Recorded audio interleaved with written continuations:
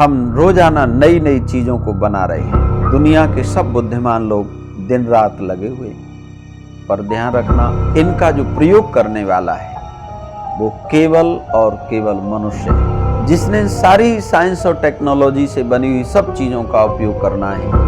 वो मनुष्य बहुत संस्कारवान होना चाहिए। जिस माँ ने जन्म दिया है, जन्म देने के कारण उसको जच्चा कहते हैं, जन्म देने वाले। वो बच्चे की जिह्वा पर ओम लिखते हैं। हे मेरी संतान, तेरा जो गुप्त नाम है वह वेद है। दुनिया के हर एक मनुष्य के शरीर की एक स्मेल होती है, एक गंध होती है। पिता के हृदय में वो संतान की गंध बस जाए और संतान के हृदय में पिता की गंध बस जाए, वो माता पिता कभी अपनी संतानों के साथ में विद्रोह नहीं कर सकते। हम ये चाहते हैं कि सारी धरती के लोग सुख और शांति के साथ अपना जीवन व्यतीत कर सकें, अपने जीवन को भी सुखी बनाएं और सारी दुनिया को भी सुख पहुंचाने में समर्थ हो सके।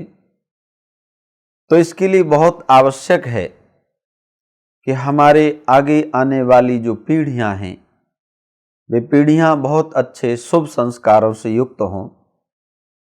और आप सब जानते हैं, बिना किए हुए संसार में कोई कार्य सिद्ध नहीं होता है।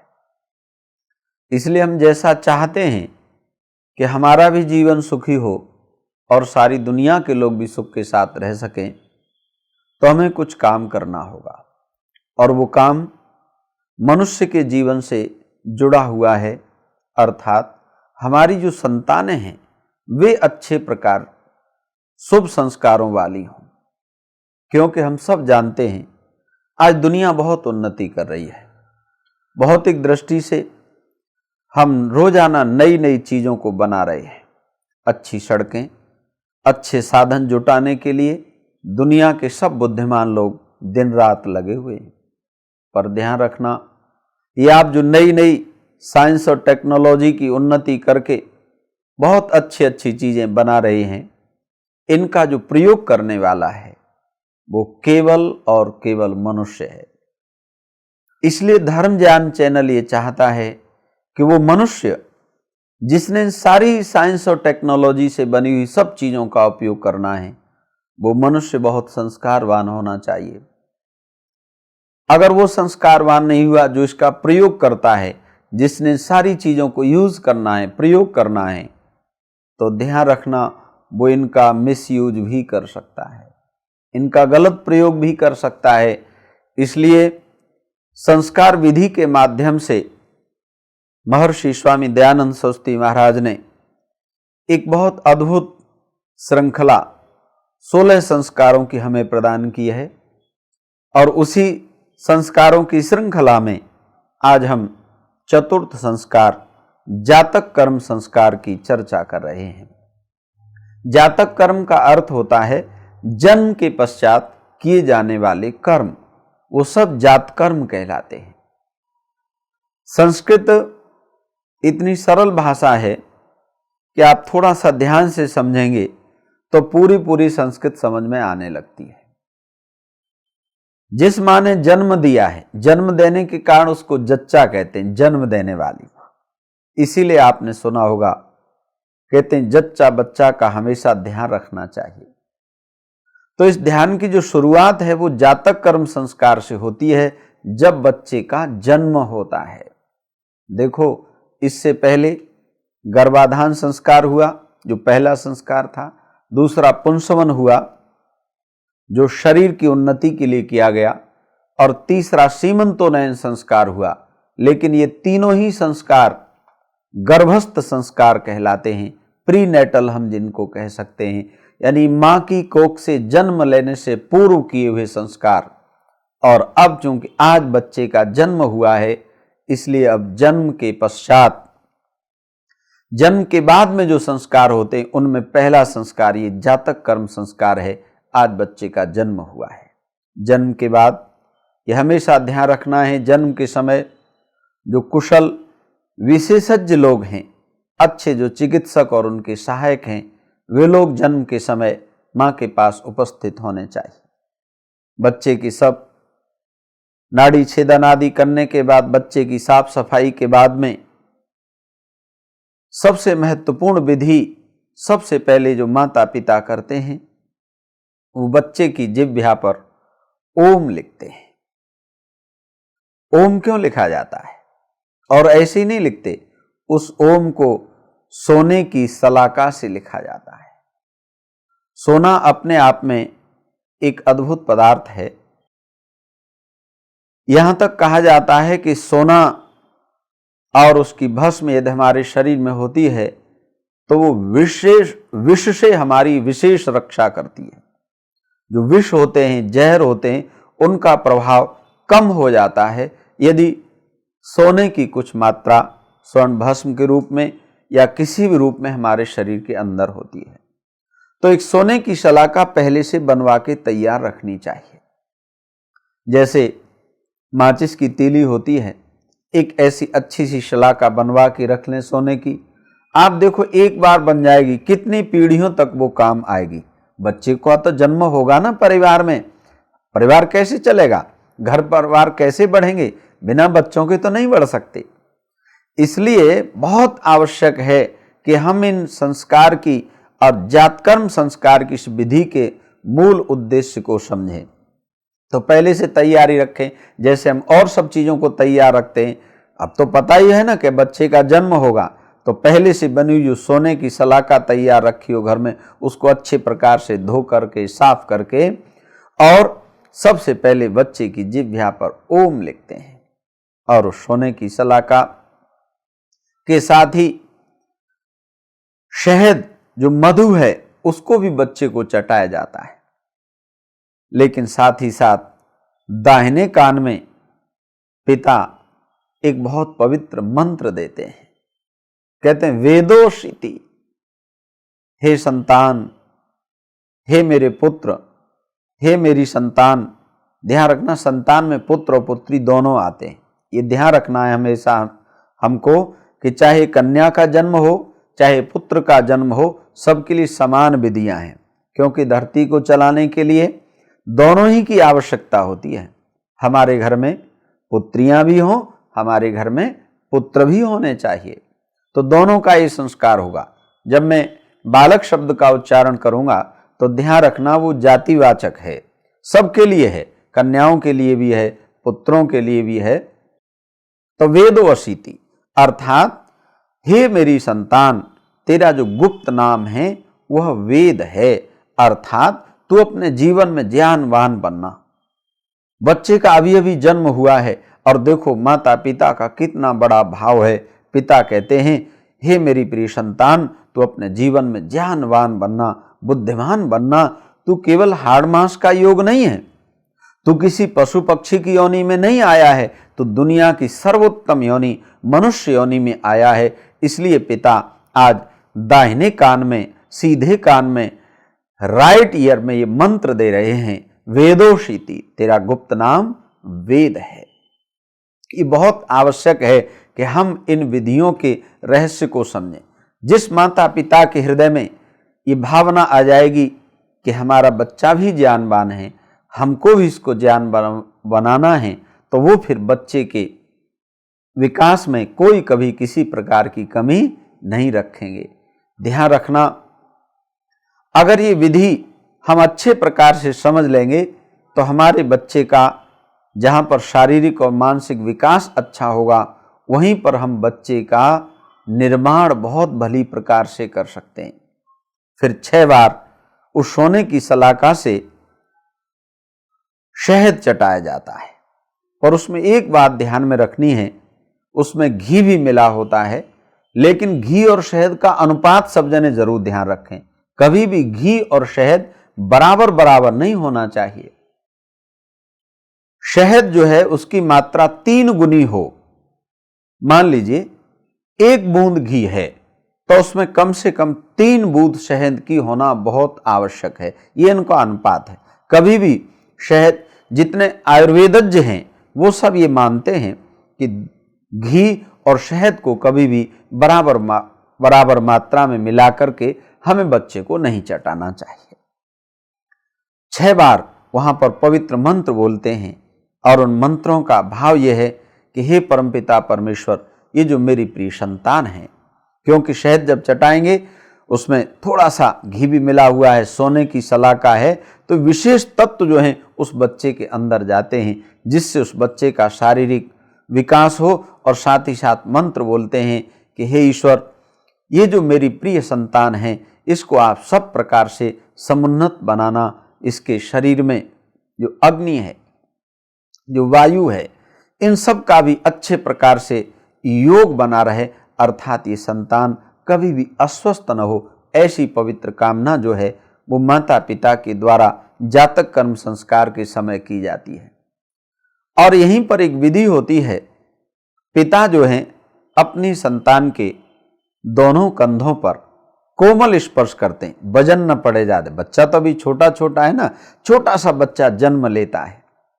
इन छोटे बच्चों के पास में रहने से भी माता और सज्जनों बहुत ज्ञान बढ़ता है मनुष्य का। अगर ये नई पीढ़ी के लोग उस जन्मे हुए छोटे बच्चे के साथ में कुछ दिन रहेंगे, देखेंगे, तो इनको आभास हो जाएगा कि एक माँ किस प्रकार से अपनी संतान को जन्म दे करके उसका पालन और पोषण करती है। तो आज पिता कोमल स्पर्श कर रहे हैं दोनों कंधों को और वहां पर कुछ मंत्र बोलते हैं। उन मंत्रों का भाव ये होता है कि हे परमपिता परमेश्वर, मेरी संतान को आप उत्तम धन देना, सुदिन देना, अच्छे दिन देना, क्योंकि और पवित्र वाणी देना, अच्छी वाणी देना। उत्तम धन कौन सा होता है? जिस धन को पाकर के मेरी संतान का चित्त प्रसन्न बना रहे, जिससे इसके जीवन में अच्छे दिन आते रहें, सुदिन आते रहें, ये अपने जीवन में मधुर वाणी को बोलता रहे। सोने की सलाका से और शहद घृत मिलाकर के जो 6 बार चटाया, ओम लिखा, कई बार लोग सोचते हैं ऐसा न करें तो क्या हानि होगी। देखो, ये समझना बहुत आवश्यक है। अगर ये संस्कार हमारे समाज में प्रचलित नहीं होगा तो लोग अपने जीवन का मूल्य नहीं समझ पाएंगे। देखो, सोना कीमती होता है, इसलिए लिखते हैं सोने की सलाका से कि बच्चा जब बोलना आरंभ करे तो उसे सदा स्मरण बना रहे कि तेरे मुख से निकले हुए एक एक शब्द की कीमत होती है। तू अपने मुख से जब अपने जीवन में किसी शब्द का उच्चारण करे, तेरे मुख से कोई बात निकले, तो वो बहुत कीमती होनी चाहिए। हे मेरी संतान, तू अपने जीवन में उन शब्दों की और इस अपने मनुष्य जीवन की कीमत को जरूर ध्यान में रखना। ये सामान्य जन्म नहीं है, एक एक शब्द हमारे जीवन का सोने की तरह से कीमती होता है। लेकिन शहद से इसलिए चटाया कि हमारी वाणी से मधुरता झलकनी चाहिए। अगर वाणी में माधुर्य नहीं होगा तो न हम घर में सुख से रह सकते हैं, न परिवार में सुख से रह सकते हैं, न कार्यालय में सुख से रह सकते हैं। केवल ये सोचना कि महाभारत ही गलत वाणी के द्वारा हुआ था, नहीं, आज हर जगह महाभारत जैसी स्थिति बन रही है। क्यों? क्योंकि वाणी में माधुर्य नहीं रहा। और मधुरता क्यों नहीं रही वाणी में? क्योंकि हमने अपने परिवारों में जात कर्म संस्कार कराना बंद कर दिया। मुझे लगता है दुनिया का अद्भुत चैनल है धर्म ज्ञान चैनल, जो आज हमको सबको जीवन देने की तैयारी कर रहा है। अगर हमारे घरों में सबकी वाणी में माधुर्य होगा, मिठास होगा, तो हमारे जीवन की आधे से ज्यादा समस्याएं समाप्त हो जाएंगी। और वहीं पर पिता जब कंधों का स्पर्श कर रहे हैं तो वहां पर कामना करते हैं परमपिता परमात्मा से, ईश्वर मेरी संतान बहुत उत्तम बने। कितनी बलवान हो ये मेरी संतान है परमेश्वर। अद्भुत प्रार्थनाएं अभी अभी बच्चे का जन्म हुआ है उस बच्चे के सामने परमपिता परमेश्वर से करते हैं। पिता कामना करते हैं कि हे परमात्मा, मेरी ये संतान पत्थर के समान शरीर से मजबूत होवे, इतनी दृढ़ हो, इतने इसके शरीर के अंग प्रत्यंग इतने बलिष्ठ हों जैसे पत्थर मजबूत होता है। लोहे और पत्थर की तुलना करें तो आप विश्वास करेंगे पत्थर को ज्यादा मजबूत माना गया। लोहे को आप कहीं डाल देंगे तो कुछ दिन में गल जाएगा, लेकिन पत्थर को आप कहीं डाल देंगे तो गलेगा नहीं, वो हमेशा वैसा ही बना रहेगा। इसलिए पिता कामना करते हैं ईश्वर से कि हे परमात्मा, मेरी संतान पत्थर की तरह से मजबूत हो और दुश्मनों के लिए, शत्रुओं के लिए ये कुल्हाड़े की तरह से होनी चाहिए। इसलिए अगर हम चाहते हैं कि हमारे परिवार की रक्षा हो तो रक्षा कौन करेगा? परिवार की बच्चे करेंगे, और वही बच्चे कर सकते हैं जो शरीर से स्वस्थ, सुंदर और मजबूत होंगे और जो शत्रुओं के लिए कुल्हाड़े की तरह से होंगे। ये कामना पिता जो हैं करते हैं। और एक बड़ी अद्भुत विधि होती है, वो भी विधि जातक कर्म संस्कार की है, इसी चौथे संस्कार की है, चतुर्थ संस्कार की है। पिता स्नान आदि करके जहां पर बच्चे का जन्म हुआ है, जिस कक्ष में जच्चा बच्चा दोनों रह रहे हैं, उस कमरे के अंदर जाकर के अपनी संतान के, जिस पुत्र और पुत्री का जन्म हुआ है, उसके सिर का आग्रहण करते हैं। आग्रहण का मतलब है सूंघना। ये जो चूमने की परंपरा हुई, ये तो अवैदिक परंपरा है। आप सब जानते हैं, किसी छोटे से बच्चे को आप चूमेंगे तो कोई रोग ट्रांसफर हो सकता है। मान लीजिए आपको जुकाम है और कोई तकलीफ है तो वो बच्चे को लग सकती है। इसलिए चूमना वैदिक परंपरा नहीं थी। वैदिक परंपरा थी पिता सिर का आग्रहण करते हैं, सिर को सूंघते हैं। अद्भुत विधि है जातक कर्म संस्कार की। क्यों सूंघते हैं पिता? ध्यान रखना, दुनिया के हर एक मनुष्य के शरीर की एक स्मेल होती है, एक गंध होती है। पिता के हृदय में वो संतान की गंध बस जाए और संतान के हृदय में पिता की गंध बस जाए, वो माता पिता कभी अपनी संतानों के साथ में विद्रोह नहीं कर सकते। वे संतानें अपने माता पिता के साथ विद्रोह नहीं कर सकती, क्योंकि वो गंध जो है वो माता पिता के हृदय में समाई हुई है। आपने अनुभव किया होगा, अगर आपके परिवार का कोई व्यक्ति आपके साथ लेट जाए तो आपको कुछ भी अलग से नहीं लगता, लेकिन कोई बाहर का व्यक्ति लेट जाए, क्योंकि उसकी गंध आपके हृदय में नहीं समाई हुई है। क्या कमाल की अद्भुत विधि है। संस्कार विधि में स्वामी दयानंद जी महाराज ने लिखा, पिता सिर का आग्रहण करें। और केवल उस दिन ही नहीं, एक बड़ी गजब की बात लिखते हैं। क्या लिखते हैं? ऐसे ही परदेश से जब जब आया करें अथवा परदेश को जाया करें तो अपनी संतान के सिर का आग्रहण किया करें, अर्थात सूंघा करें। आपने देखा होगा, ये स्वाभाविक रूप से जब कहीं दूर देश में पिता जा रहे हो और संतान सामने आ जाए तो ऐसे कंठ से लगा करके पिता सिर का आग्रहण करने लगते हैं। ऐसे ऋषि ने लिखा है कि जब जब परदेश से आए तब भी और जब जब परदेश को जाएं तब भी अपनी संतान के सिर का आग्रहण करें, अर्थात माता पिता और संतान में प्यार बढ़ता रहे। अरे यही तो उन्नति है जीवन की। जब माता पिता और संतान में प्यार नहीं होगा तो आप बताइए हमने कौन सी उन्नति की। आज लोग सोच रहे हैं कि हम बहुत ज्यादा धन इकट्ठा कर लेंगे, संतानों को देने के लिए 1 मिनट भी नहीं। सिर के आग्रहण की बात जन्म के बाद तो विशेष बात रही। ऐसे माता पिता से मिला जिन्होंने कहा, हमने, पिता ने कई बार मुझे कहा, ऐसे कई पिता मुझे मिले जिन्होंने कहा हमने तो आज तक नहीं सूंघा। तो मैंने कहा, आपके हृदय में संतान की गंध कैसे बसेगी? आप कैसे संपूर्ण हृदय से अपनी संतान को प्यार कर सकेंगे? यह विधि जातक कर्म संस्कार की ही विधि है। और जात कर्म में आप देखेंगे दूध पिलाने का विधान है, लेकिन सबसे पहले जो दाहिना स्तन है, राइट साइड का जो स्तन है, सबसे पहले दाहिने स्तन का ही पान हमको अपनी संतान को कराना चाहिए। उसके पश्चात में फिर बाएं स्तन का पान संतान को कराना चाहिए। ध्यान रखना, ये जातक कर्म संस्कार वो विधि है जिससे जन्म होते ही हम एकदम तैयार रहेंगे अपने बच्चे के निर्माण के लिए। और फिर जिस कक्ष में, जिस कमरे में जच्चा और बच्चा रहते हैं, संतान और वो मां रहती हैं, वहां पर एक कलश जल से भर करके सिरहाने की तरफ रखा जाता है। अर्थात जिधर मां का सिर रहेगा उधर एक जल का कलश भरा हुआ रखा रहेगा और रोजाना 10 दिन तक लगातार सुबह और शाम, प्रातःकाल और सायंकाल पिता जो हैं पीली सरसों और भात को मिला करके आहुति लगाते रहेंगे रोजाना। और उस समय जो मंत्र है वो मंत्र बहुत, 2 ही मंत्र हैं। ये 2 आहुति रोजाना लगानी है, सुबह भी और शाम को भी। सरसों, पीली सरसों हो तो बहुत उत्तम, और भात को मिला करके आहुति लगानी होती है।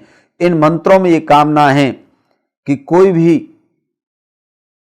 दुष्ट आचरण वाला व्यक्ति, देखो सारे लोग संसार में अच्छे नहीं होते, कोई दुष्ट व्यक्ति की छाया भी इस हमारी संतान के पास न आने पाए।